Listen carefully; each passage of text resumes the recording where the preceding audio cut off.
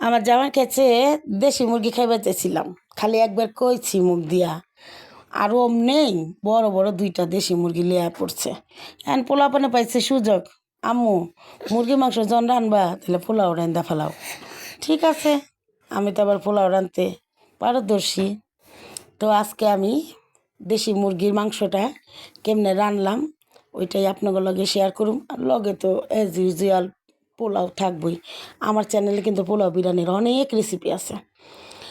প্রথমে আমি পাতিলের মধ্যে তেল দিয়া দিছি, দিয়া কতগুলা পেঁয়াজ দিয়া দিলাম। পেঁয়াজ দিয়া হনে লাড়তাছি সুন্দর কইরা। আর এই পেঁয়াজটা একটু হালকা বাদামি কালার হয়ে আইলেই আদা রসুন বাটা দিয়া দিম। আমি কইলাম এই আদা রসুন বাটাটা একলগেই ব্লেন্ড করে ফেলাই, বুঝছেন, আলগা আলগা করি না। ওখানে দিয়া দিলাম 1.5 চামচ হলদির গুঁড়া, আর 1 চামচ মরিচের গুঁড়া, আর 1 চামচ দিয়া দিলাম নানান রকমের যে মশলা দিয়ে বানাই না একটা বিশেষ মশলা, ওইটা। ওখানে অল্প একটু পানি দিয়া সুন্দর করে মশলাটা একটু কষায় লিমু। তো মশলা কষাইতে কষাইতে এই তেলটা যখন নাকি উপরে উঠায় পড়বো তখন দিয়ে দিব হইলো মুরগির গোস্তগুলা, মুরগির মাংসগুলো আর কি। তো দেশি মুরগিতে কিন্তু আপনার মাংসটা মজা হয়, কিন্তু ফার্মের মুরগির মতো চাক্কা চাক্কা মাংস হয় না, হাড় হুড় থাকে আর কি। তবে মাংসটা খাইতে অনেক টেস্ট হয়, মজা হয়।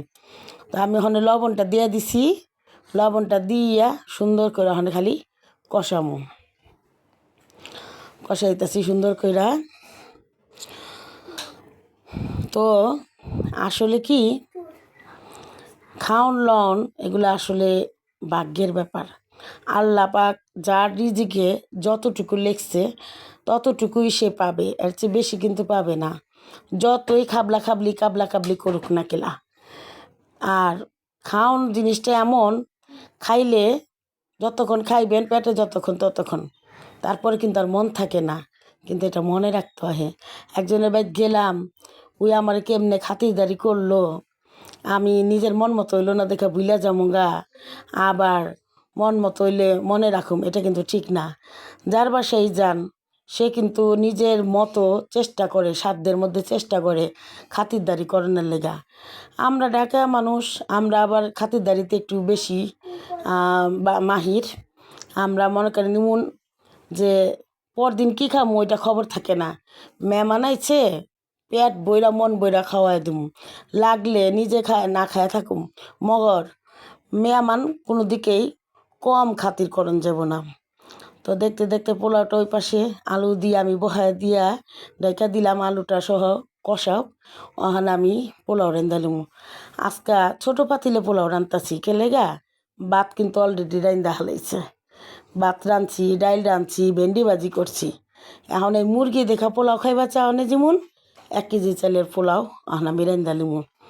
আর আমার এই পাতিলটা অনেক সুন্দর, এটার মধ্যে পোলাও রানলে একদম জর্জর হয়, মানে পানি কম বেশি যাই হোক না গেলা কোনো সমস্যা হয় না। আর আজকের এই পোলাওটা আমি বিশেষভাবে রান্তাছি, বিশেষভাবে বলতে কি গরম পানি করতে ভুলে গেছি গা, কারণ গরম পানি করতে ভুলে গেছি দেখে গরম পানি আর দিমও না, ঠান্ডা পানি আজকে পোলাও রান্না দেখামো আপনি করে। পোলাও কতটা পারফেক্ট হয় এটা দেখবেন। যে পোলাও রান্নার জানে ওর কাছে গরম পানি আর ঠান্ডা পানি এটা কোনো ব্যাপারই না। তো আমি আজকে ঠান্ডা পানি দাও পোলাওটা রান্ধুম, দেখবেন আপনারা পোলাওটা কত সুন্দর জর্জর হয়। আমি কিন্তু জীবনের প্রথম পোলাও রাঁধছি আমার বিয়ার পরে, কিন্তু বিশ্বাস করেন জীবনের প্রথম পোলাওটাই আমার অনেক সুন্দর জর্জর হয়েছিল। ওই দিনের পর থেকে এই পর্যন্ত কোনো দিন পোলাও নরম লেটকা বা চাইল অহেনেকা। আর এখন তো বিরিয়ানিও অনেক সুন্দর করে রাঁধতে পারি। এদিকে আমি কিন্তু তরকারির মধ্যে পানি দিয়া মানে জল দিয়া দিচ্ছি আর কি। তো এই যে চালটা কিন্তু বাঁচতাছি, কারণ বাঁচতে তো ওই বই। তো বাজার শেষ করে যেমন হেনে গরম পানিতে আমি দিতেছি ঠান্ডা পানি, এই যে দেখেন পানির কিন্তু দোয়া নাই, দোয়া উঠতেছে না কইলাম, আপনারা আবার বিশ্বাস করেন। আর এটা আমি কলেতে পানি লিতাছি আর দিতাছি। আর গরম পানি দিলে কিন্তু লগে লগে বলক উঠা যায়, আমি কিন্তু বলক উঠে না দেখেন। তো ওখানে এই নিয়মটা হইলো কি ওখানে একটু করতে হইব, যেটা ওইটা হচ্ছে গরম পানি দিলে আমি পোলার লেগে যে পরিমাণ পানি দিতাম, ঠান্ডা পানি দিছি দেখা পানির পরিমাণটা একটু কমায় দিলাম, খেলা পানিটা গরম হতে হইব বলকাইতে হইব। আর লগে দেওয়া দিছি কাঁচামরিচ। এনে তরকারিটা যে আলু দিছি জল দিয়া ডাইকা দিছিলাম, তো বলক আয়া পড়ছে। মুরগির তরকারি কিন্তু আমি আজকে একটু ঝোল বেশি রাখুম। দেশি মুরগি তরকারি আলু দিয়া ঝোল খাইতে অনেক ভাল লাগে। আর মনে মনে ভাবতেছিলাম রুটি মুটি চাইলে রুটি মুটি বানাইতে পারি না, যদি বানাইতে পারতাম তাহলে এই তরকারিটা দেখাইতে অনেক ভালো লাগতো। আমার শাশুড়ি আবার এই মুরগি পালতো, তো সপ্তাহে বা 15 দিনে তার ছেলেরা সবাই একখানে হইতো। তো তখন হ্যাঁ করতো কি, মুরগিটা রানলে তো এরকম জল দিয়া মুরগি রানতো, রান্দা আটার রুটি বানাইতো না, চাইলের রুটি বানাইতো। বাইরে ভাই এমন কষ্ট চাইলের রুটি বানাইতে, হাতের তালু তুলু লাল হয়ে যেত গা আমার। তাও কিছু করতাম না ডরে, বউ মানুষ। তবে মিস করি ওই দিনগুলো আসলে। শাশুড়ি থাকতে যে সবাই সাথে একসাথে খাওয়া, একটা আয়োজন, এটা আসলে পরে আর হয় না, যতই সামর্থ্য থাকুক। ঘরে একটা মুরগি থাকুন অনেক কিছু। আমার শাশুড়ি ছোট্ট একটা মুরগি হইলো সবাই একখানে করতো, 32 টুকরা করে হইলো সবার পাতে এক টুকরা দিত, খাওয়াইতো সবাই একখানে। অন কিন্তু আল্লাহ দিলে সবারই ভালো সামর্থ্য, সবাই যার যার সংসারে বালা খায় আলাদা আলাদা, কেউ বছরে একদিনও একখানে হয় না।